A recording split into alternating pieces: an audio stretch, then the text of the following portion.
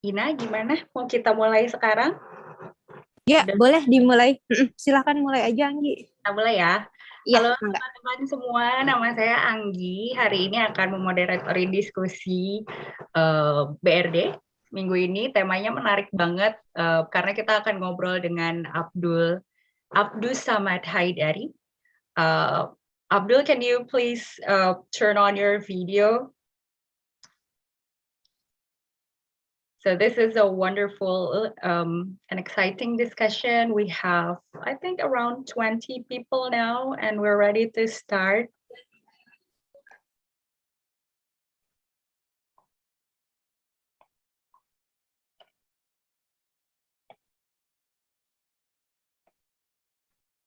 Sebelum kita mulai diskusinya, aku akan bacakan dulu ya. Ini nanti diskusinya bahasa Inggris karena dengan Abdul bukan orang Indonesia.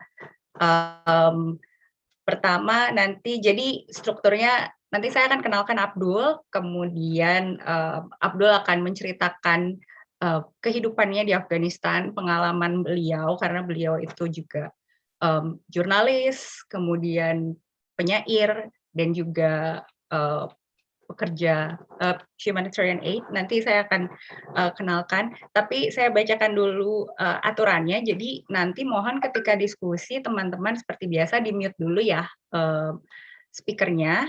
Nanti akan ada sesi tanya jawab setelah nanti diskusinya sama saya dulu di moderatori. Tapi nanti akan ada sesi tanya jawab. Jadi siap-siap aja kalau punya pertanyaan-pertanyaan yang ingin disampaikan ke Abdul, silahkan dicatat dulu, nanti kita akan buka sesi diskusi, kemudian akan ada sesi foto bareng, jadi kalau misalnya mau menyalakan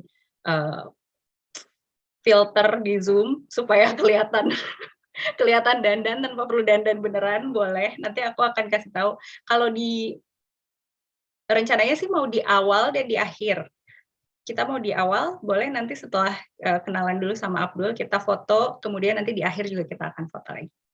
Oke, kalau gitu kita mulai aja diskusinya. Abdul, can you please turn on your video? We're going to start the discussion. Yes, welcome, Abdul. And everyone also can turn on their video so we can see you all. It's nice to see people's faces in this pandemic. Maybe you're always in your room. So it will be nice if we can see each other.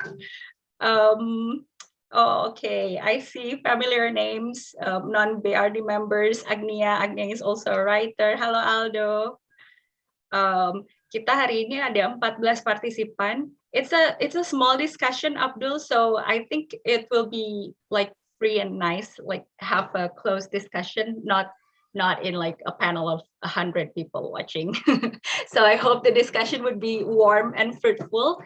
Okay, so without further ado, I will introduce Abdul. Abdul is a poet, a journalist, and also humanitarian aid worker from Afghanistan.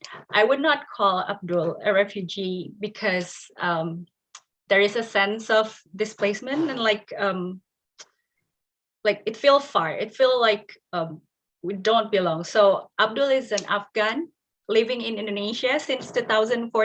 Abdul, right? Is that right? Yeah, that's right.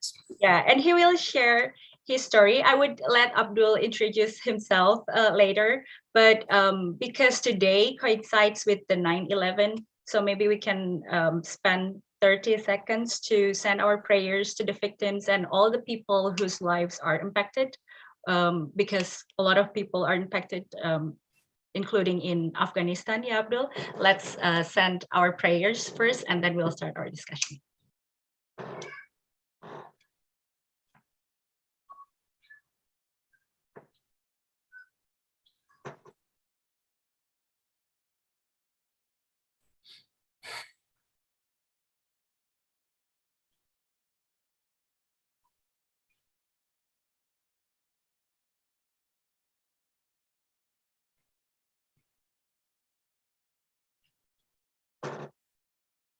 Okay, all right. So now we're going straight to the discussion, and I would let Abdul introduce himself. Please, Abdul, let us know. Oh, sorry. I haven't introduced Baca.Rasa.Dengar. Sorry, I'm so nervous moderating this discussion. But because a lot of people here are also a member of Baca.Rasa.Dengar, it's a book club. It's a reading club. So we meet every 2 weeks, and we also have a discussion in many themes. So if you are not a member and would become a member, just let us know. And we also had an occasion last month, I think, yeah. And it's really good. So I'm really happy to be one of the member. And now let's just start our discussion. Abdul, can you please introduce yourself? What did you do in Afghanistan? Your story before we talk about the current situation. Okay, thank you very much, Engi, and thank you for giving me this liberty today to be here, and I'm very excited to be among you, and this gives me a very strong sense of belonging in Indonesia, and I often call my friends family friends because the sense of belonging and the strength and energy they have given me, and for the time being, they have been extremely helpful to me in Indonesia while living on exile as a refugee in Indonesia. I don't like to say a lot about myself. I am currently writing poems and poetry, and I was a journalist. I worked as a journalist in Afghanistan from 2007 up to 2013, and then those things caused me to flee the country. I fled my country, and the base of my journalism because of my uncensored writing in Afghanistan, and have been working as a humanitarian network, of course, with some of the NGOs in Afghanistan. Norwegian Refugee Council, I worked with them, and also Action Aid, I have worked with them. I had the pleasure to serve, at least for the time being, when I was able and had a lot of energy and also passion to rebuild my country. But this is all about me, and I have been living in Indonesia since 2014 on exile as a refugee. So, yes. Thank you, Abdul. And just to start our discussion, because Abdul is a poet, Abdul will recite one of his latest poem. Abdul, can you please? Yeah. I would like to before further discussion, when we will dive deep into discussion of the I recite one of my latest poem about the situation in Afghanistan, and that describes the general situation of Afghanistan and Afghan people, at least my people at my age. And as I always said, I am not the first generation, unfortunately, and sad to say, I am the sixth generation, fifth generation running for my life. And I was born in war and raised up in war and have been fleeing and have remained separated from my family members for so long. And I'm still living in separation from my loved ones. It is painful. It is extremely painful and difficult. So this poem describes the life of an Afghan woman, the life of an Afghan girl, and the life of an Afghan man, and the life of an Afghan child, and the life of an Afghan mother, and the life of an Afghan father. And this is called Don't Ask Me Why I Don't Smile. Don't ask me why I don't smile. I became father, cried for son. Son became father, cried for child. I became mother, cried for daughter. Daughter became mother, cried for everyone. I rushed to embrace child, but fisted bloody scarves, half-burned shoes, the seedy moon, and life itself cried. Today, tomorrows, and all pass on musky highways, gazing at every door and window, the storms and highways cried. No soil is unfamiliar to Afghani bones, no foreign camp denies an Afghani blood, the silent walls and unlived life cried. Our rushing footprints etched at every rock, the numb mountains and curved valleys cried. Every border knows our names, every patrolling officer our faces, and UN office our numbers. The heartless silence and inhumanity cried. Every earth declined to enclose our eyes. Communities stood tall and watched the nearby flowers, and embracing grace cried. I stood before God for supplications. At my shaking heart, shivering legs, the angels at dawn and Firaun at unknown at sundown cried.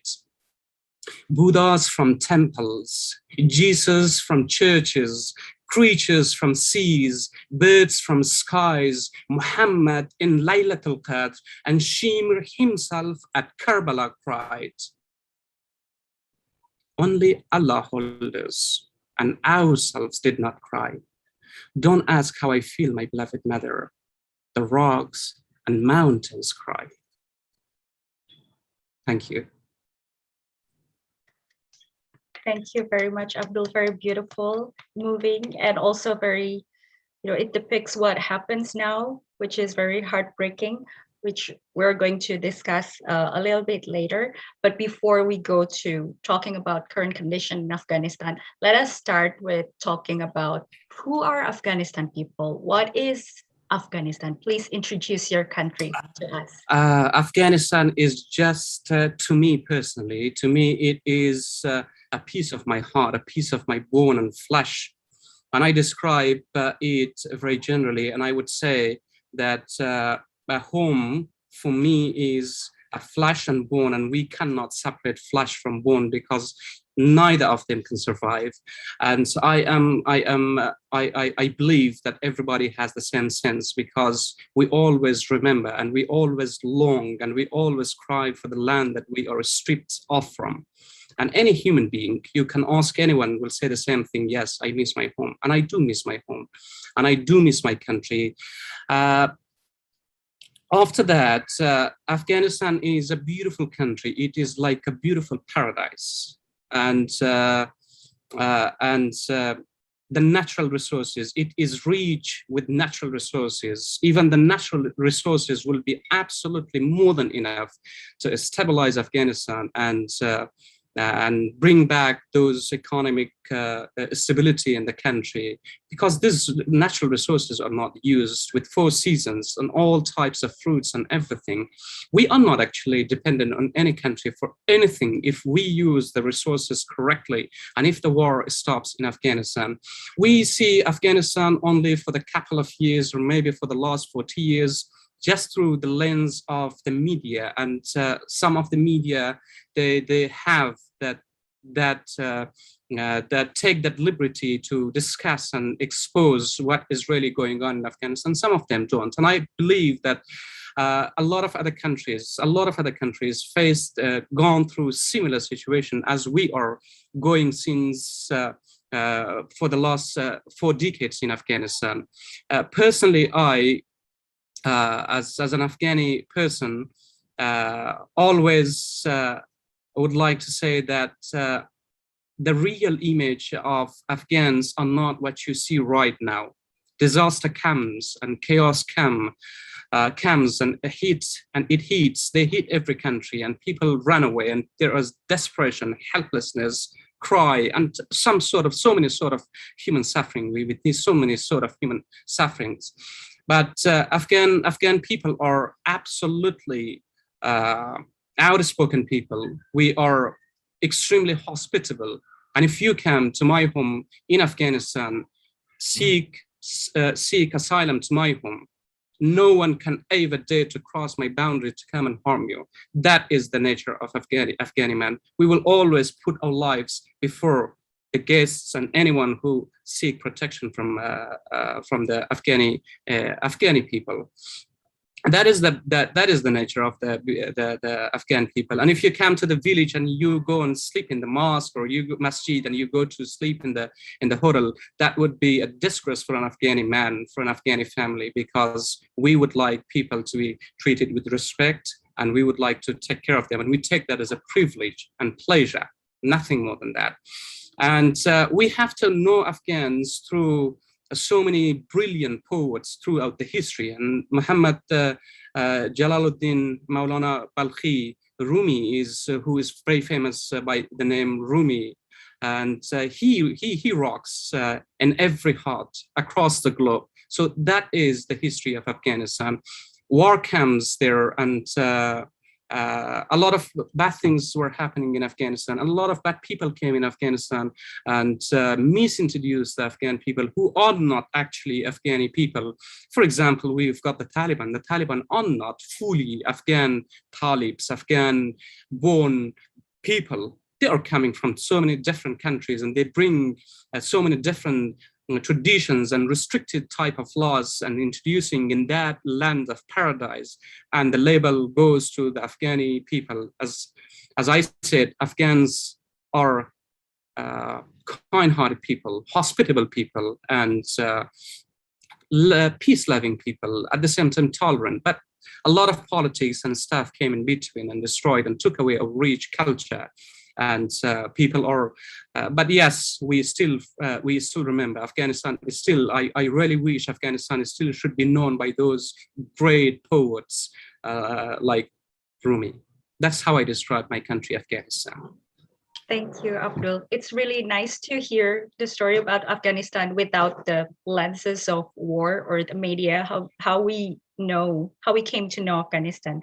So now. This is inevitable, but I would like to hear the story about the situation now at the moment. And if you can trace back a little, because you told me in the preliminary discussion that there is war. The war there has been going on for like decades.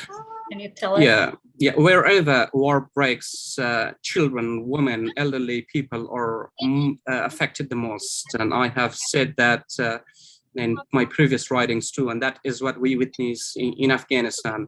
And actually a war was going on in Afghanistan for the last 40 years without any break, yet people have been brave enough to say no, there is not war, because there was less war, because there was always less genocide in Afghanistan. Things have not might have a little bit slowed down, yet things have always been there. Genocide has been there, and war has been always there. Maybe a lot of things have not reported, and people were afraid to report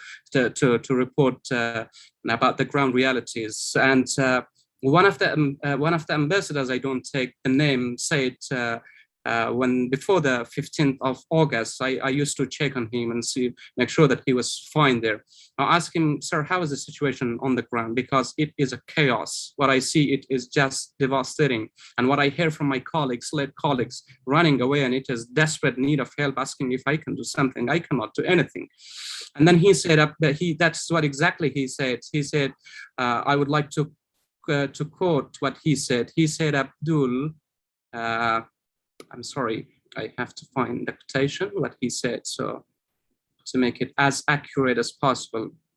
Sure. Anyhow, he said, well, the situation is absolutely worse than what is portrayed and what is exposed. It is not what, it is worse than that, far worse than what we see on social media. There is chaos, and there is anxiousness, there are worries, there are people are fleeing, and the Taliban are coming, and the death toll are not reported in most provinces wherever the Taliban took over the control. And I would like to give a quick update in bullet points. I've got 36 bullet points to mention. There is serious humanitarian crisis right now. Afghans selling households to buy food, and yet it's scarce. No jobs and salaries. There is dire shortage of food. Human rights organizations are only busy counting the death toll. They are to give us only bad news. That's what we hear from them. August withdrawal completed and evacuation ended. HRDs, women activists, journalists, SIVs, and others are at ultimate risk, stuck facing fearing Taliban's reprisal. My colleagues are hiding with no access to medical, food, internet, or other immediate needs.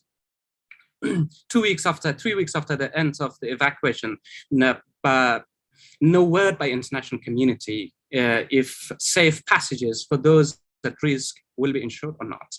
No governance. Yes, there is a governance, but that is not recognized by the Afghani government, and that government does not represent Afghanistan. The Taliban announced a restricted type of religious law, which is not aligned to the Islamic law and which is not aligned to the Sharia law. That is self-made law, and that is not recognized by most of Afghans who are out of the country. And those who are leaving because of fear, they might say, yes, it's fine. And even the cabinet members, they're all run by one tribe in the country, and it is not an inclusive Talibanic law at the same time. And government offices, NGOs, women organizations is still closed. Women are not allowed. They say that we have announced amnesty and that women can go back to work. There is no such thing happening in Afghanistan.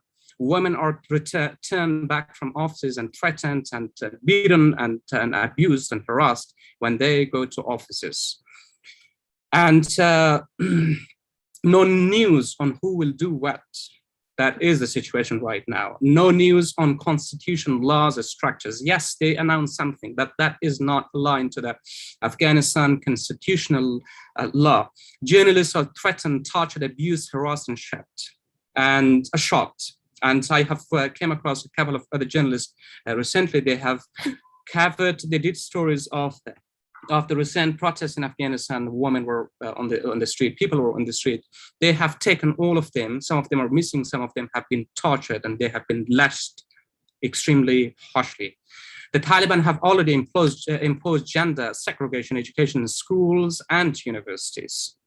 Horrible black hijab ISIS style is suggested for female students. Women are losing freedom and rights very quickly, and that is happening at the moment right in Afghanistan. Afghan women are respect hijab, wearing a scarf, but black veil does not belong to us.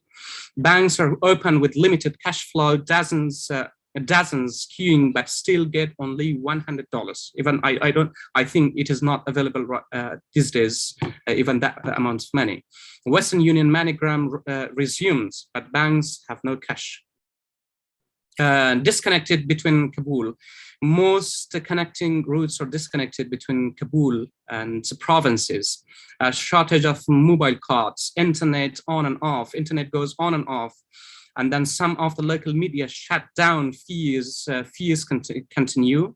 Those operating must add up what the Taliban tell them, exactly what the Taliban tell them, with gun standing on the heads. And I really wonder if you have come across that report when the anchor was reporting, the journalists, and there were Taliban are guarding with the gun standing. And that is the situation of the journalists in Afghanistan. And only Taliban must tell what to be told, not the people. Taliban started house-to-house search, and killings continue. They kill, torture, and people who have worked with the government before, NGOs, embassies, foreign forces, foreign projects, and even social media. They are missing, they are gone, and they are tortured and hunted down one by one. And reports of killing of former soldiers are there, and they have been tormented, tortured. The reports and videos are there. A lack of investigation and reporting on those gross violations. There's no such reporting there. No idea where UNIMA is napping right now. The whole system is paralyzed. Taliban lack capacity and knowledge to run a country. They might have, geographically, they have captured a couple of provinces, perhaps all the provinces, but they have not occupied the Afghani hearts and the Afghani minds. And genocide is going on in Panjshir. Children and women and people who are captured in confrontation with Taliban, they are taken to unknown locations. I have watched the reports, videos last night. Reports indicate that the Taliban lash abuse those who cannot speak their language in Kabul. Fear grows, borders are shut, hospitals are almost full, and hospitals offer not adequate facilities. Those of them open. Medical needs are getting slimmer. So this is the situation. They shout.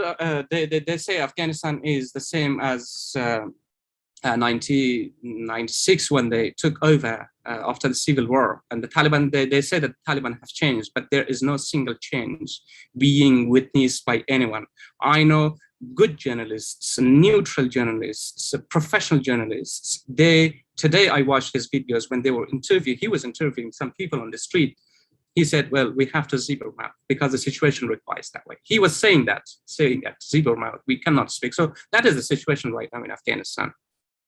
So what we see in the mainstream media, just to make it clear, it's nowhere near the situation there, because I cannot deny the local medias in Afghanistan, they are not reporting what they have to report, and the Taliban only allow them to report what makes the news for the Taliban, not for the people.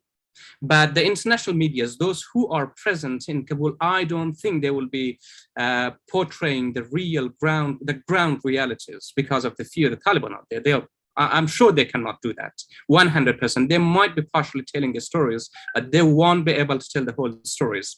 And those international medias who are reporting from outside the country, for example, Islamabad, Pakistan, and other countries, they are not on the ground. So we cannot rely a lot on them, what they say, and might be able to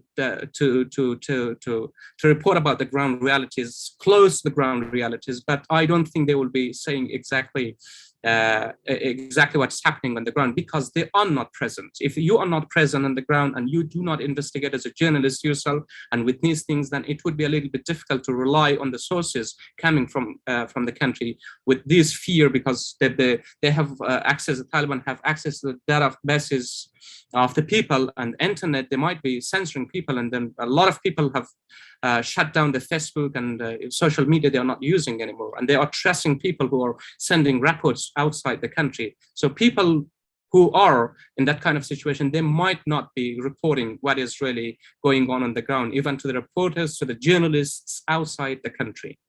Okay, thank you, Abdul. Now we should move on from talking about the current situation, but as a person who also fled the war and then now live in another country, what are needed actually instead?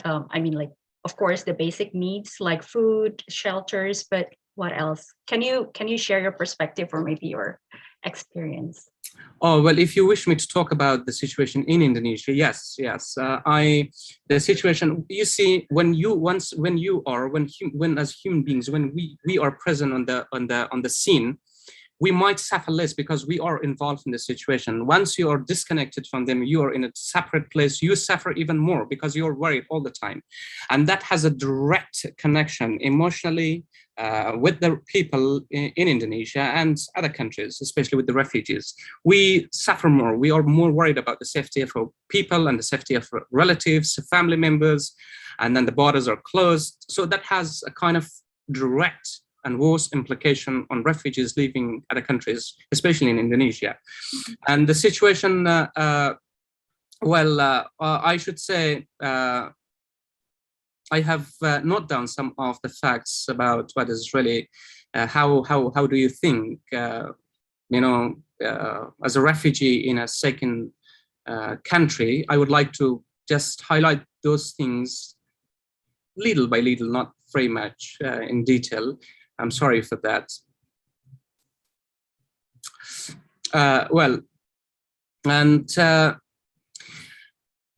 The situation right now in Indonesia with the refugees, it is not very much satisfying, and some of the refugees are living, and we are living in Indonesia nearly for a decade. And it is worse than the COVID-19 situation. I really wonder if the situation, the COVID-19 situation, some of us or some of you have experienced what the COVID-19 situation puts you in, and how you feel when you are under a lot of restrictions. You cannot visit your friends, you cannot visit your immediate family members, you cannot visit your father, you cannot be helpful to your sister, you cannot be helpful to your brother, though they are in desperate need of help.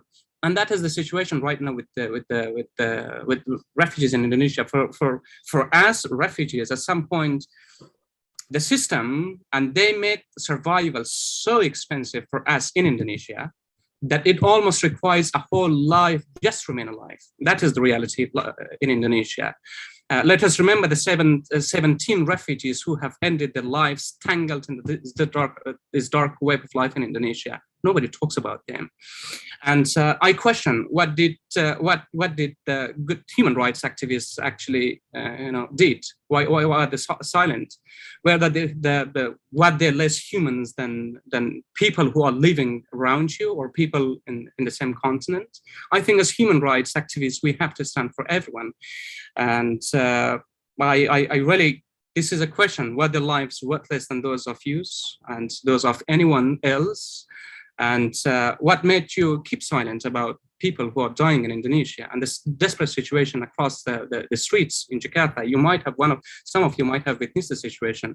Kids and women. I think this is it is really it really hurts. And seeing kids, and they're just innocent kids. They even don't know their religion. They don't even know which tribe they belong. They don't know whether they're Afghani, Indonesian, American, British, these and that, and they don't know nothing as human beings. I think it is important, to question ourselves and to see what we can do, what can be done as human beings. Nothing more than that. Just less than that. Just human beings. What the Quran says, what the Bible says, what every scripture we follow, and what they tell us. Just follow those things, not more than that. We do not expect anything. Yes, we are absolutely grateful of the people, Indonesian people, who have given off at home when we did not have anywhere else to go, and provided shelter, food, everything. Yet that is not enough. And as a human beings, you need survival. You need to survive. You need job, you need employment, you need medical assistance, you need medical insurance, you need to have bank accounts, you need to get married, you need to travel, live as a human beings. I think those things are not yet here with the people living in Indonesia. For example, as a refugee, I don't have the right to work. I don't have the right to travel. I don't have the right to get married. I don't have the right to go to school. Children are dropped out of school. I think that is really, really painful. They are kids, children out of school. We're not allowed. And how do you expect us to live? I know some of my Indonesian friends on social media, when the COVID-19 hit, they were scared how to pay the rent of the house, how to pay for the food, and how to provide for the family, and how to pay the electricity and water bills. That is exactly going with us. And then we are labeled that it is a part of the culture. Afghani culture is not that way, to go and sleep on the street. We have a very beautiful culture. We have been living, at some point, we had good lands, big lands, good life. But when war comes, it does not ask who you are, where you belong to. Just you run for life, and that's what we did. And that is one of the farais in Islamic studies, in Islamic book. That is the farais, one of the farais, to go and save your life. And that's what every single refugee did, I think, and we are doing. As a refugee, I have even forgotten what living feels like, as I am forced to beg for every single breath just to hang on. And when I talk to people, hang on, be patient, be strong. We are human beings. Yes, we are stronger sometimes than rocks and stones. And sometimes we are more fragile than a flower bed. We break very easily. 10 years, 8 years, 7 years without any basic right, it is not an easy life or situation to survive. And therefore, I call them the soldiers of life. They are the survivors. They are absolutely strong people.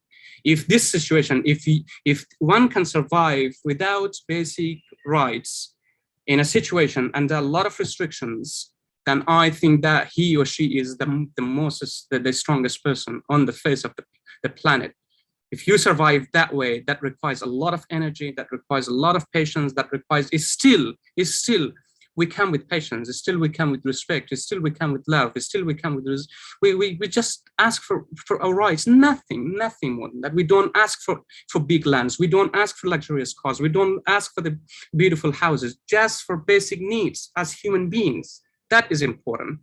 And I'm sure other refugees have the same feeling, and I am really personally, I am tired counting down my time while staring at death and seeing my family members are being killed one by one. I have lost my sister, my brother-in-law just 2 months ago in Pakistan, and my sister is left with 5 kids. And who's going? At least if I could have been provided a safety, I could save at least some of them. If I could not save all of them. And refugees in Indonesia, they are not a burden. They are labeled to be burden. If you do not give anyone a right to work, and how do you call them, and how should we call them, and how should we call the system or anything? I'm not talking to make it more complex, but this is the reality. And yes, people are dying, and people are committing suicide. 17 people committed suicide, yet they still tell us we are not vulnerable enough for the resettlement. I'm sure other refugees have the same feeling and are told the same thing, that they are not vulnerable enough to be resettled because they cannot fulfill. I don't know what fulfillments, what rights. Every single, once you become a refugee, you become extremely vulnerable. That is the reality of life, and that is the UN 1915 Convention says. It's not something that I say. Once you become a refugee, you become vulnerable to everything, situation, people, and a lot of other rights. For example, somebody comes and does something to you, and you cannot even stand to defend yourself and stand for your rights. You know how painful that is, and the society is silent and watching that. So yes, that is maybe an Afghani. Sometimes I think maybe an Afghani foot is not that heavy to shake the soil as of others, really. And maybe because we are absolutely invisible to most of those who are only claiming to be fighting for human rights. We are absolutely invisible to them. They see, yet they don't see. They hear our cries, yet they don't hear our cries. But in fact, they are harming human rights. Those who are doing these things, they are harming human rights. They are harming the rights of the next generation, their children, grandchildren, the next generation. With these Afghani refugees, not only Afghanis, there are refugees from so many countries in Indonesia and across the world. And seeking asylum, become a refugee, it is not something new. Even it happened at the time of Prophet Muhammad. Prophet Muhammad, peace be upon him, he himself sought refuge. And this is not something new. And people have migrated throughout the world. And I am sure in Indonesia, in America, in other countries, Australia, and every single country you name, people have migrated. That is the long historical footprints of human beings. So we cannot stop that. And if we think, for example, as an individual, as a citizen, for example, I'm a citizen. If I just watch seeing what happens and just watch, and then say it does not harm me and it does not harm this and that, I think that's not going to help. And if it feels that, okay, these refugees will be wiped out and that the problem will be solved, yes. Who is going to live forever? 80, 90, 70, or maybe 110, 100? At the end of the day, human beings die. And before dying, let's do something nice. Let's be humble enough. Let's be human enough to understand and help one another. And we never know who is going to be the next refugee, seeing the world and the situation, political instability in the world. We never know, but it is good to leave a good trace, and it is good to help one another. This is how we can stabilize the entire world and globe. And if my country is stable, I would not stay a single second in Indonesia. Yeah. Because there's no reason. I love my country and I really want to live in my country, but there's no option. And there is also a lot of misunderstanding that refugees are fleeing from one direction, and taking one direction, coming to a specific destination. That is not how it works. And you might have seen in Afghanistan, they say the Taliban have changed. They say, people are coming and going to one direction. It is not the fact. The fact is, once the war comes, you just run. You don't see the north, you don't see the south. It is Indonesia, it is America, it is North Africa, it is South Korea. No, you just run, and you run for your life. A common sense is to run for your life, and that's what people do. And once you come in, once you fall in the hands of the human smugglers, they decide your destination. Even it is not decided. There is 99% that you might die, that they might kill you, you might be killed by other people across the border, or die in the ocean. And you don't have any destination. The destination chooses you. That's the end of the story. Refugees here in Indonesia, they have not come here just to go to one specific country. And if even some other country was neighbored with with Indonesia and Malaysia, people would still seek protection because the losses, the international losses, the international human rights losses, seeking asylum is basic human rights. So it is not more than that. And I think this is the whole situation in Indonesia. People are in desperate need of help. And I would like to add a little bit more light onto that, what can be done later on. Yes, we're going to keep that question for the ending. Sure. But before we go to our Q&A session with the audience, one last question for me. It's interesting that you already mentioned that how people see refugees and how refugees are often misunderstood. So can you share your story, perhaps because you've been a refugee and then you come home and then you displaced again, and then you can be like one of the example of the people who are fleeing from war and actually could thrive. Can you tell your stories and how can you get to that point, and maybe what is happening, what helps that you receive to be able to, once again thrive? Okay. We would like different sides of the story, not just refugees or victim and helpless people. So okay. The fact is, as long as I remember, my age, I am the fifth generation, as I said. My fathers, grandfathers, and grandfathers, they have been fleeing and they have been victimized. And during the 19, I forgot the exact date, the genocide, the first chapter of genocide against the Hazara. I belong to the Hazara tribe, and I am a Hazara Shia. And the genocides against the Hazara people started almost 124 or 25 or 30 years ago.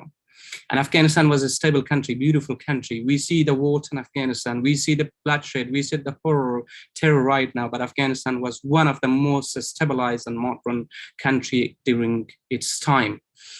And Abdurrahman, one brutal king came in power, Abdurrahman started the Hazara cleansing and genocides, and more than 62% of my tribe has gone throughout the history, only during his time. When Abdurrahman Khan came in power, he murdered more than 62% of my tribe, the Hazara people in Afghanistan. Since then, the war has been going on, and as I said, I said in one of my speeches, and I said there was genocide before I was born, and there was genocide when I was born, and there is still genocide going on now. That is the reality. I first became a refugee when I was 8, 9, or 10 years old. Before even I knew I was an Afghan nationality or a Hazara Shia, I really did not know anything. I became a refugee just so young, and I was separated from my family members. In 1990, in 1996, 1997.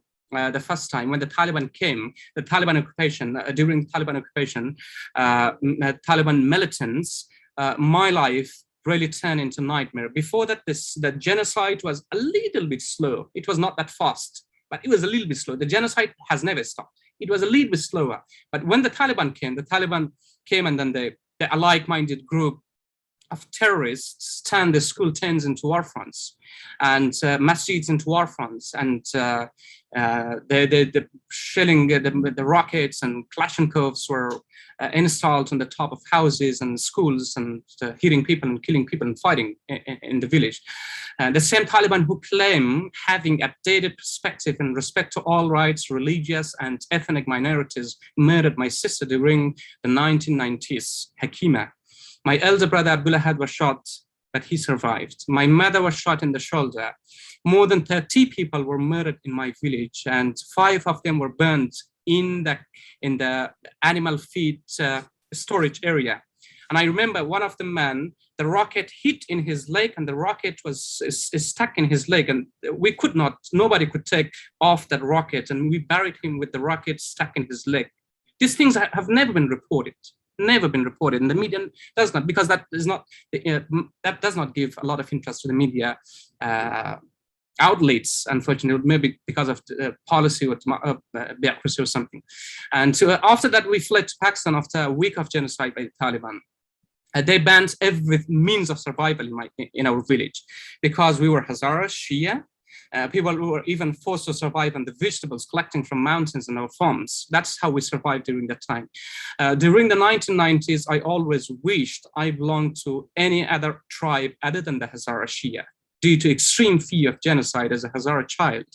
As a child, I developed a fear first than anything else. That is the sad and untold stories of the Hazara people from Afghanistan. The Pashtun Taliban and like-minded groups' fear made me so scared of being even a Hazara, my tribe. You know how painful that is for someone to feel embarrassed, to feel ashamed, and to feel scared to say that I am, for example, Sundanese, I am, for example, Javanese. That is so painful, and that is exactly what I experienced in a very early age, because only Hazaras were killed during that time, abused, gone missing, and mistreated. I was scared to say I belonged to the Hazara tribe due to extensive scale of discrimination, violence, and acts of barbarism against us during that time. And and then we fled to Pakistan after fleeing from Pakistan to Iran. I was held in, I and my father were held in captive. I was deported. The Taliban put me in shooting line in Kandipush. Nobody even knows about the history of Kandipush. Kandipush is a death trench for the Hazara people. It's very famous among a lot of it.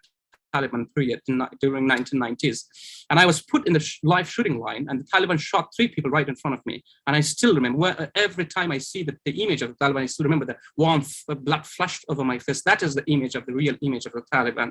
And as a Hazara child, that's how I experienced my life under the Taliban government in Afghanistan. So, and there are some recent reports by the international I think we lost you. Abdul, are you still with us? The connection is interrupted, I think. Well, okay. Abdul, we lost you for a second there. Sorry. If the maybe my internet is not that stable. Too good. If not too stable, maybe we can just hear your audio for now. It should be fine.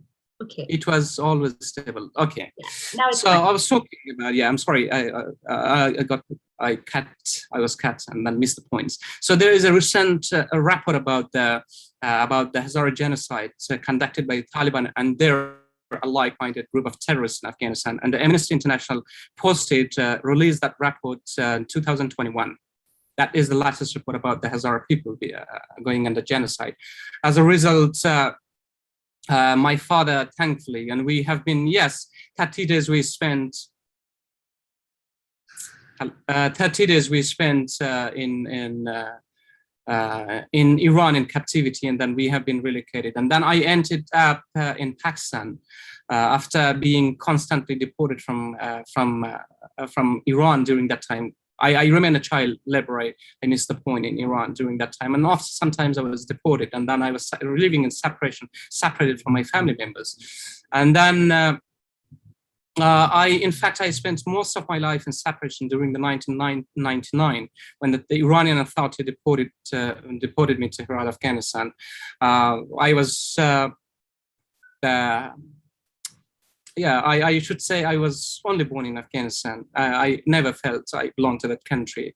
I always was scared of my race. I was always scared of my religious belief. I was always scared of my ethnical belonging. Somehow I survived, completed my secondary education in Pakistan, and went back to Afghanistan in late 2007.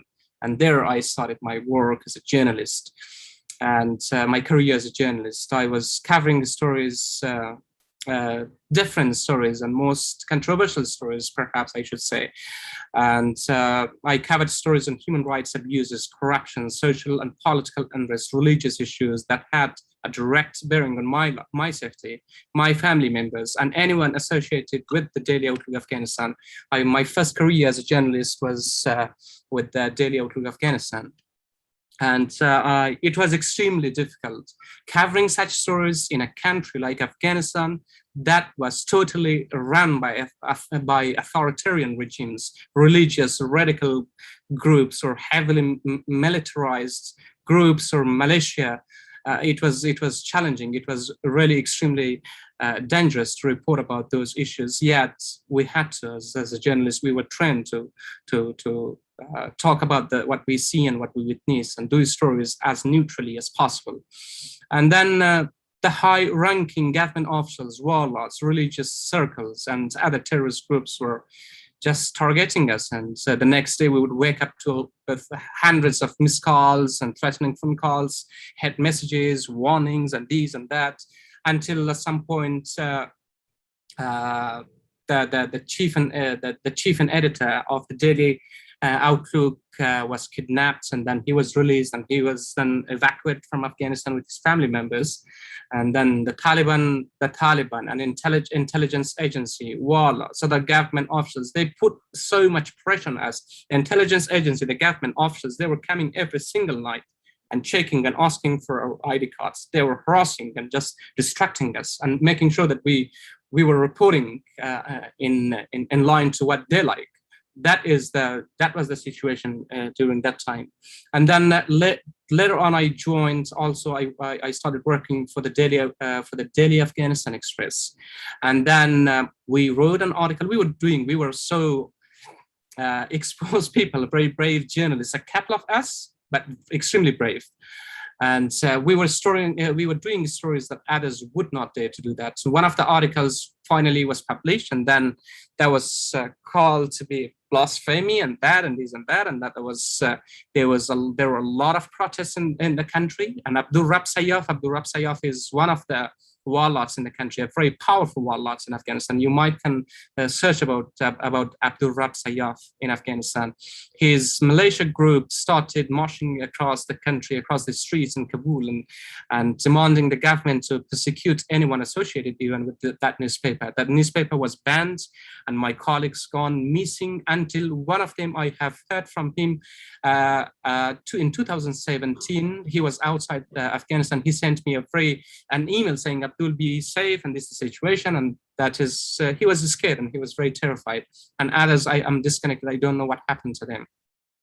So that is the situation to work. If you work as a journalist in Afghanistan in that kind of situation, with that kind of with those kind of among those kind of groups, with that kind of setup, it is absolutely dangerous and risky. And that caused me to leave my country. I leave my country wounded, and that was for the 6th time or 4th time. I tried again and again and again to live in that country and serve in that country, build that country and help my people. But unfortunately, I was kicked out every time I attempted. And this is the real situation for the refugees. When we seek safety in other countries, it means there is a completely dead end. There is no way other than what you have to seek at the moment. Thank you for sharing your stories, Abdul. Can you turn on your video again if your connection's now more stable? Yes, yeah. Okay, sure. So now I will open the Q&A session. So I see one question here from Ega, but I think because we only have like small group of people, we can just share the question first, maybe to Ega. Ega, do you want to say it yourself? Nggak bisa ya? Bisa deh. Hello, Abdul. I'm Ega. I don't know much about Taliban or anything about Afghanistan, but I'm just curious about what is the real purpose of forming Taliban? It's just like GAM in Aceh or anything, and then I just wonder, because Afghanistan is an Islamic country. What did the religion leader did in their Afghanistan? Thank you. Thank you. Well, I think as what I have seen, what I see right now, the government, the type of government in Aceh is absolutely that there is no issue with that. I don't think there are people are fleeing or people have been pushed to that extent like people in Afghanistan. The people in the Taliban in Afghanistan, they are the extremist version of Islam, and they have their own Islamic interpretation of Islam, and so they only one word, and then that is jihad, and jihad is not. I don't think Quran is that small, that weak to be bound only to the Sharia law. It is not that small. Quran is bigger than that, and these people, Afghanistan was an Islamic country, and proudly, I say, we are proudly a proud nation and proud Islamic country. They are not there to tell us what Islam is, because we were Muslims before, and we are proud Muslims right now. And these people are coming and exposing something that does not fit into any system. It is not even aligned to the Quran and to any other book. That is what makes them so different. That's what people. If I make this, if this does not make any sense, you might have seen the people fleeing and falling from the wings of the airplanes. It shows fear. It is fear. It is really real fear, and that could interpret. That should explain a lot how people are scared of this Taliban. Okay, I think the question to Ega will be like very long if we want to talk about history of Taliban and what they are there. Maybe we should save that to give some time to other people. I see Anya have raised their hand, and also there is question from Lukman. Maybe to Lukman first. The question is, what is the best role for Indonesia to support peace and political consolidation in Afghanistan, besides humanity aid? Maybe you can answer that. Okay. Well, I think for now, what I have noted that down also. I said I propose refugees who are living right now in Indonesia. We are in immediate need of evacuation. This is something that we have to accept and we have to understand. We are in desperate need of survival.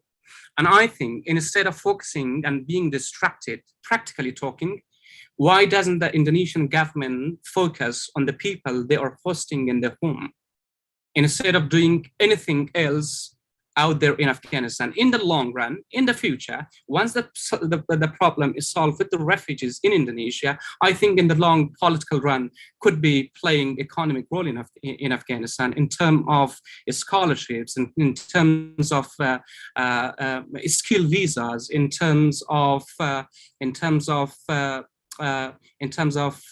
exchanging dialogues, and also discussing and having a kind of shared discussion with these people, given the real situation in Aceh, how they compare and how they see why are they so scared of that kind of law? Why people who are living in Aceh are not very much scared of that law? Because they both claim the same law, Sharia law. I think religiously at the same time and economically, Indonesia can play a very big role in Afghanistan in terms of stability.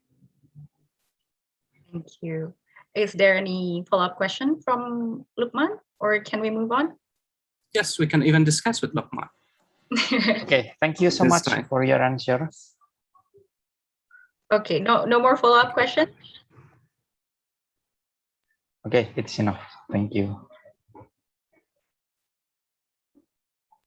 Agnia is raising her hand, so please, Agnia. Hi, Anggi. No, I cannot put my camera on because the host disabled me. But anyway, thank you for sharing, Abdul, and also Anggi. Thank you very much. It's very moving. I have no words for your story, but basically I want to flex something because I own the red ribbon, so I've been a fan for. I have two questions, if that's okay. My first question is probably a little bit personal. So your works intrigues me, but one particular piece really caught my attention. This is the Face Off with Evil. I don't know if you remember. Oh, the Face Off Evil, yes. Yeah, I mean, you said that I survived storms, yet am now drowning in the torrent of evil at the brink of a mountain cliff. I'm just really curious when you say you are now drowning in the torrent of evil at the brink of a mountain cliff. What does it represent? I mean, only if you're comfortable enough to talk about it. And maybe the second question would be, well, as millennials and Gen Z, we have social media to create dialogue and to leverage our voice. And I think it's very important for us to, got these topics to raise awareness to people. But, as you know, the topics about Afghan and refugee are very complicated. And maybe do you have any idea like which topic that we should highlight first, like for the top priorities, so we can, do our job as youth with our social media? Thank you. Thank you very much. Well, referring to your first question, I have, as I said previously, just recently, I said, well, I became a refugee at the age of 8, 9, or 10. And since then, I have been on constant run, seeking, begging for protection.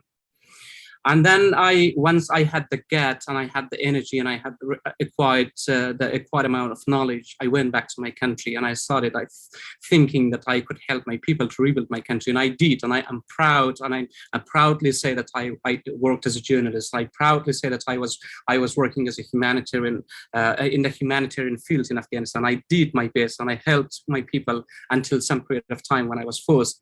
And then at some point when I have done so much and I have gone through so much, and yet living for 8 years, being restricted from your country rights with no basic rights, in living with uncertainty while your family members are being knocked down one by one, that is the end of the evil. That is the end of the time. I do not think I deserve to be awarded imprisonment in a state of freedom, in a state of my basic rights. That is what I say. That's what I meant. And the second question was about. Well, I have a list of things actually. If there is time, I would like to read that. What can be done? Okay, what can be done in Indonesia? What people? Okay, you said people will help us and we cannot do. We don't know what could be the right thing to do. We never know. Okay, help to voice out the problem. Spread the words in bullet points. Here are about 14,000 refugees in your home, fighting between life and death for nearly a decade. I don't think this is a short period of time. And more than 17 refugees have ended their lives. Was there any investigation about that? Clear, neutral investigation. Was there anything? Nothing. Wake up and stand up with refugees. That is what we want. We shall not forget, and one day we will extend with embrace, and we will embrace you for that. 2, 3, we need permanent solution, which is resettlement. Permanent solution, resettlement is a permanent solution because that gives us back our rights and freedom. That enables us to save our family members who are dying in Afghanistan, and we are dying in Indonesia. And resettlement is a suicide prevention, and keeping people, providing house is a suicide prevention. Providing helping refugees with medical need, that is a suicide prevention. Providing people food, that is a suicide prevention. Providing medication, shelter, that is a suicide prevention. These are extremely important solutions right now. We need, organizations have failed. Okay, some countries have the option of private sponsorship because some of the NGOs or some of the so-called human rights organizations, they absolutely failed in Indonesia to do their job. So there are ways to sponsor refugees. If you have a friend, or family members living in Canada or other countries, contact them. At least one refugee, if one person comes and with the help of friends, sponsor one refugee to another country, that would be a great help. Help if you can, and then, okay. So reach out to refugees in your communities with patience, love, respect. Sometimes how people label us, people say, refugees are suffering from mental issues or from traumas. They divert that, they change it into a very dangerous or very bad way of seeing that. They're labeled with some sort of bad things. But we have to understand, as human beings, we need love, compassion, kindness more than medicine. Love and compassion, kindness, help, support, assistance in any way possible is what we need, and that is the medicine for refugees. Resettlement is a medication for the refugees. And then ask your friends, families living in Canada, Australia, or to form a group of 5. You can find 5 people come together. They can become one group, and one group that the 5 people can sponsor one refugee from Indonesia, and reach out and help individually if you can, and help in any means, in any way you can. Many of them live without any financial support right now. Refugees like me, I don't have any financial support. I do not receive a single amount of money from any organization in Indonesia. And there is misunderstanding that we receive money from the UNHCR or human rights organization. A few of us, very few of us might receive very limited amounts of support monthly, but that does not apply to all refugees. We have received the COVID-19 relief a couple of, after the COVID-19, 1 month or 2 months or 3 months after the COVID-19 hit, we received COVID-19 relief. That is sometimes this month, and this sometimes after 2 months. That is not like smoothly. You cannot live without. You cannot live on that. So this is a good way of support, and financially, if you can't. Many still have the wrong perception about refugees, such as they are illegal immigrants. Most anti-refugees are promoting this lie. We are not migrants, and refugees are people who have fled war, violence, conflict or persecution, and have crossed billions of miles, with starving bellies, fear of death to reach to safety. We fled with little more than clothes in our backpacks. We are wounded, harmed, scared, and desperate, need of love. We left our homes behind, positions, jobs, and loved ones behind. Help us experience that safety and be the lanterns to guide us to protection. That is what we need. We refugees, we need masjids or homes to all humans. Churches, chamber of protection, temples, the houses of love and strength. God says this, Allah says this, every God says this. But we have experienced, I have come across situations where refugees are even kicked out of masjids. Refugees are defined because, this basic right is defined by every means of law you find. And the international protection law also says everybody has the right to live, and we too have the right to seek for that. You also can be an advocate. You can be an advocate, start with your closest circle and a bigger one if you can, and extend those warm hands that Allah, God provided, created to help, provide, nourish, and pray. Pray for Afghanistan, pray for people, pray refugees in Indonesia, because we cannot, most of the times we cannot talk. And because of certain reasons, and we are not given that opportunity to express our feelings, but the situation is very desperate. People are absolutely affected in Indonesia as our family members are affected in Afghanistan. Thank you, Yanya, for asking that question, and thank you, Abdul. Sorry if it was long. No, it's okay, because we planned that question for our closing actually, but it's good that we address it. Very comprehensive, and I'm gonna let that sink in first, and maybe we can move on to give the opportunity to the other. Yeah, and before we go to other questions, just a little follow-up question from me, Abdul. You said that there is no financial support. Like people think that refugees receive financial support, but you said that there is no financial support. So how do you usually, like people, the refugee that how they sustain themselves? Yes, and that is true. And I said, well, a very limited number of refugees are supported financially by some of the organizations in Indonesia, and majority, 80%, or I should say less than 80 or more than 80% of the refugees are not supported financially. They do not have any supporters outside the country. And some of the refugees, they have their family members, friends living outside the countries, America, Canada, Australia, or some other countries. That's how they survive. And the rest, for example, when I was in desperate need of help, I begged and I sent more than 30 emails to every organization you name. And at some point, I was supported by one of the organizations for some period of time, and then that was stopped. And other than that, I survived on the kindness, generosity, love of my Indonesian family friends that I know. This is how most of the refugees are supported. Yes, they do not announce this. They do not do that. but they are helping refugees. And it is not, when I say these things, it does not mean that we are not grateful of this country and we are not grateful of these people. We are absolutely owe the Indonesian people a lot, because nothing can be more than life. And we have been sheltered, we have been protected, we have been loved. And though I personally found Indonesia, since the time I came here until now, I did not find discrimination.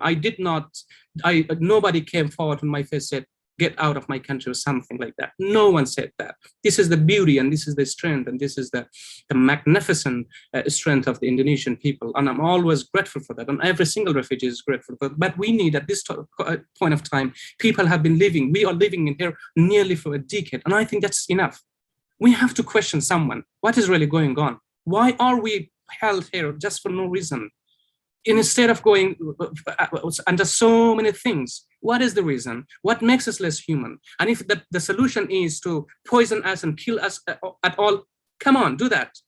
Even that's less painful than dying every second for the 7, 8, 9, 10 years. And if you think this is going to solve the suffering of human beings across the planet, I don't think that's going to help. So when I say these things, I am just begging for more help, for more support, stands with the refugees. And yes, a lot of refugees are in front of UNHCR and on the streets. Kids out there, women out there, elderly people out there. We are responsible as a human being, as Muslim, as Christian, as Buddhist, as whatever we name that. It's because they tell us. Yeah, because no one would love to leave their life in the hands of other. I think, like, yeah, people, as you say, are something back in Afghanistan, and then when they become a refugee, they stripped off their titles, they can't do anything, and they don't want that. Okay, so I see one hand. Muhammad Alif Zulfikar, please shoot us the question. Okay. Let me to ask something about Taliban. I'm sorry because my English is bad. Maybe Angrita can translate my question later.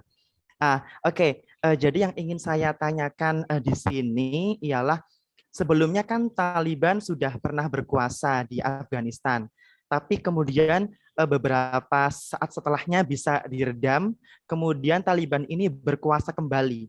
Jadi yang ingin saya tanyakan ialah pertama, apa sih faktor terbesar? Apakah kegagalan pemerintah sebelumnya atau adakah faktor lain yang kemudian menyebabkan Taliban ini bisa berkuasa kembali? Lalu pertanyaan kedua, apakah berkuasanya Taliban di Afghanistan ini termasuk satu kemajuan atau kemunduran, dan tidak bisakah kemudian Afghanistan ini bisa dibawa lebih baik oleh pemerintah Taliban itu sendiri?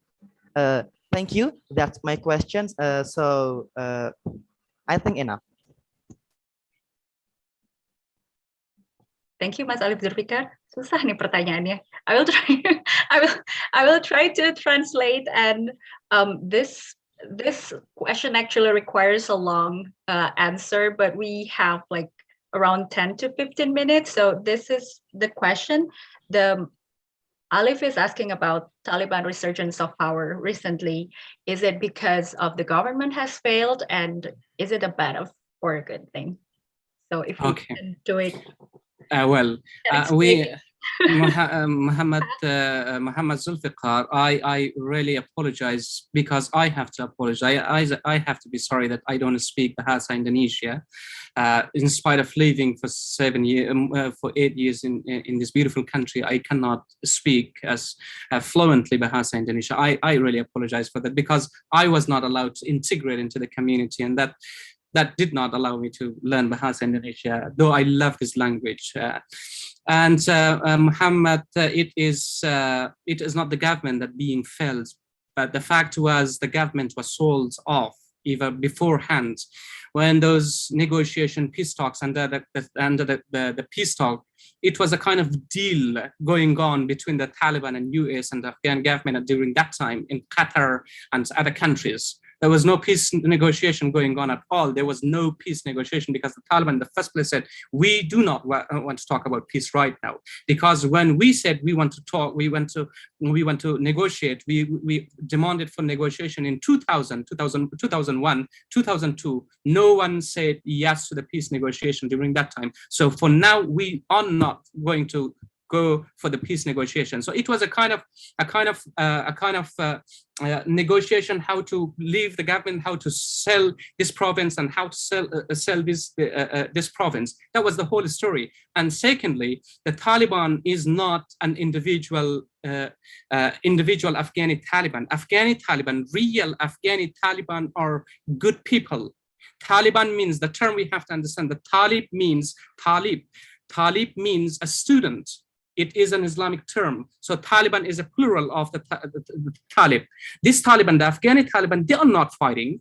They are not doing harm, they're not harming, and they are standing and facing against these people. And these Taliban are mostly, as I said, they are grouped and formed by different countries, And I do not wish to name some of the countries. They are backed right now by 5 countries, superpower countries are backed. And this was the power of these 5 superpower countries. The Taliban overthrew everything, and there was no overthrow or overtake and control of the country, because it was sold a couple of months ago, unfortunately, Muhammad. That is the reality. Thank you. Yeah, it's said that it's highly political, and now thousands, millions of people are displaced and have to feel the burden of this war. So is there any follow-up question from you, Mas Alif? Nothing. I think enough. Thanks for your answer. Thank you, Abdul. Thank you. Okay, we still have 5 minutes if we want to do another question from the audience. Anyone wants to ask question? If not, then we will go to the closing question, because we planned this earlier, Abdul, right? The last question is to wrap up this discussion. What would you think Afghanistan be after this? Seeing the things unfolding there, what do you think Afghanistan would be, and what should be the priorities to build back Afghanistan? Okay, Afghanistan has gone through so many kind of similar situations before, and a lot of superpower countries tried to occupy Afghanistan, but they failed. That was the real power of Afghanistan. Right now, the Afghanistan, it is not the Afghan people who wish what kind of system to be run. It is other the neighboring countries, what they like to be implemented in Afghanistan. It is not anymore, unfortunately, up to the Afghan people. Well, Afghanistan, with the Taliban, when the Taliban's occupation in the country, it is not going to destroy the Taliban. The Islamic Emirate of Taliban is established in Afghanistan, but it's not going to be a threat only. Yes, the Afghan people who were against this kind of law system, these things, they have fled or they have been killed, and they stopped resisting because they cannot do that. And then it's not going to stay in one region. It's not going to stay only in Afghanistan, but it's going to spread slowly. I really hope it does not happen that way. But if they are recognized, one thing, the international community should not recognize these governments. Countries who are in the favor of human rights, in the favor of natural coexistence, should not recognize these governments. Any government, that is the biggest support, the way that we can dismantle, we can breach this government is only that the world stands with the people. The world take this matter serious. It is not only the problem with the Afghan people or Afghanistan, it is going to spread the branches to other Islamic countries. That is the threat, and that should be taken care of. So the best way is to stop recognizing, supporting these Talibanic government. That is the biggest. I think this is the solution for now. This is the immediate solution, the strongest help that we can have from the world. Okay, thank you, Abdul. Now, before we really close our session with another poet, because we have another poem, because we still have time, should we take our picture together? can people turn on their video so we can take a memento from this very like fiery but also humbling discussion. It's really nice to hear the stories from you. I'm so sorry if I speak in a little bit louder tone. No, it's very understandable, and it's very heartbreaking too. And thank you for telling us your story. So people have turned on their videos, some of them. Who will be taking the screenshot? Ina or Tania, or should I? Boleh aku, nggak apa-apa. Okay. All right, maybe we'll wait for like 1 or 2 minutes while we wait for people to turn on their their video and be more presentable on camera. I can understand if you're watching from your bedroom, maybe you need time to be camera ready. But one last question, just to revisit Nyanya's question earlier. So what do you call to the people? What can we help in very short statements, Abdul? How can we help? Because we usually feel helpless seeing the news. Well, I would really ask not more than what I have said earlier, the list of the bullet points that I have mentioned. And I would like, if you wish, I can repeat that again. And but that would be my answer, because these are the immediate needs right now. And if you would like me to repeat those bullet points, I can do that again. Yes, okay. And while we wait for others to turn on their camera, maybe Abdul, can you please? Okay, sure. And so the first bullet points I have written is, we never know who's going to be the next refugee in this panel discussion, in the next wave of life. And I really pray nothing happens, something like that, but we never know, seeing the global political unrest. And help to voice out the problem, spread the words. Here are about 14,000 refugees in your home, fighting between life and death for nearly a decade, some of us. More than 17 refugees already ended their lives in Indonesia. Help, what can be done? Do you think they are just so worthless to be forgotten that way, or you feel like, no, they are as humans as us, and we have to find out what happens?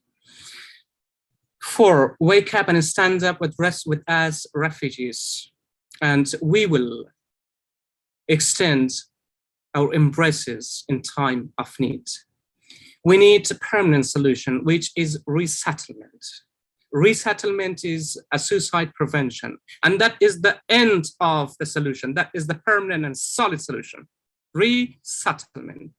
Enough with the excuses, these and that, resettlement. That is the solution. Providing shelter, immediate needs, providing shelter, food, medical, and we as refugees, we cannot even use a number, we cannot register numbers. And vaccination, COVID-19 vaccination, I think these are the immediate needs. And cannot have a bank account. We have to ask a friend to open a bank account for us, or to be able to use, or through that something. These are complicated things. And some countries have the option, as I said, for private sponsorship, because this, as I said, because these organizations who are claiming that we are saving refugees, we are doing this for refugees, we are doing that for refugees, they have failed to carry out their job and responsibilities. Help if you can, and don't just stare and judge or label us. Our foreheads are full of labels. There is no more space for that. Our chests are full too, including our shoulders and hearts. Reach out to refugees in your communities with love, patience, and respect. I think these are the most beautiful medicines, the most healing medicines for refugees at the moment. Let love and compassion flow through your hearts. I promise you will harvest good. Ask your friends, families living in Canada, Australia, to form a group of 5 people, and they can sponsor someone from Indonesia. Reach out and help individually if you can, and help in any way possible.